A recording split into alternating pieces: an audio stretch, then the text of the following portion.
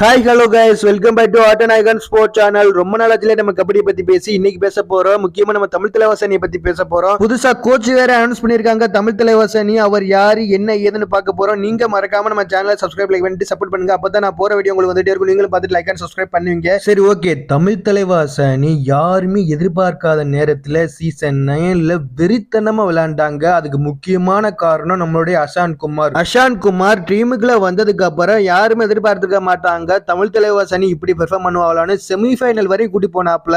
அப்புறம் PKL season 10ல அதே மாதிரி கூட்டி போயிருவாப்ல, கப் அடிச்சு கொடுத்துருவாங்கன்னு எல்லா ஃபேன்ஸ் நம்பிக்கை வச்சிருந்தாங்க அஷான் குமார் மேல. பட் அஷான் குமார் கோச் அவ்வளவா பெர்ஃபார்ம் பண்ண முடியல. பிகேஎல் சீசன் 10ல தமிழ் தலைவாசனி பிளே ஆஃபும் கூட்டி போக முடியல. சரி, ஓகே, பிகேஎல் சீசன் 11லயாச்சும் பிளே ஆஃப் கூட்டி போயிருவாப்ல அஷான் குமார்னு எல்லாரும் எதிர்பார்க்கும் போது திடீர்னு நம்ம தமிழ் தலைவாசனி மேனேஜ்மெண்ட் ஒரு நியூஸ் விடுறாங்க.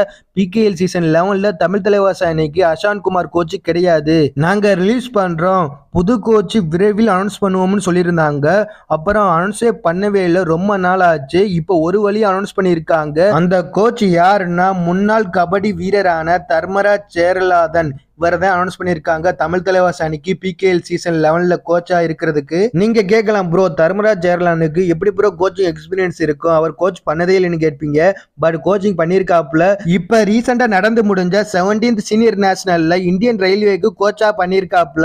ஃபைனல் வரையும் கூட்டி போயிருக்காப்ல. பட் ஃபைனல்ல ஜெயிக்க முடியல. இருந்தாலும் கோச்சிங் நல்லா பெர்ஃபார்ம் பண்ணி கொண்டு இருக்காப்ல ஃபைனலுக்கு. அப்புறம் கட்டக்குடி டோர்னமெண்ட்னு ஒன்று நடந்துச்சு. அந்த டோர்னமெண்ட்ல நம்ம தமிழ் தலைவாசனி பார்ட்டிசிபேட் பண்ணியிருந்தாங்க. அந்த தமிழ் தலைவாசனிக்கு கோச்சா பண்ணது இவர் தான். அப்பவே சந்தேகப்பட்டு தமிழ் தலைவாசனிக்கு தர்மராஜ் சேர்லான் கோச் பண்றாப்லன்னா அப்ப தமிழ் தலைவாசனிக்கு பிகேஎல் சீசன் 11ல இவர் தான் கோச் பண்ண போறாப்ல நினைச்சு அதே மாதிரி நடந்துருச்சு. நண்பா, இப்பயாவது தமிழ் தலைவாசனியை தர்மராஜ் சேர்லான் ஒரு நல்ல டீமை குறும் பண்ணி கொண்டு போய் பிளே ஆஃப் வரையும் கூட்டி போறாப்லையான்னு பார்ப்போம். சரி, ஓகே நண்பா, நீங்க சொல்லுங்க, தமிழ் தலைவாசனிக்கு தர்மராஜ் சேர்லான் கோச்சா கொண்டு வந்தது கரெக்டா இல்லையான்னு கமெண்ட்ஸ்ல சொல்லுங்க.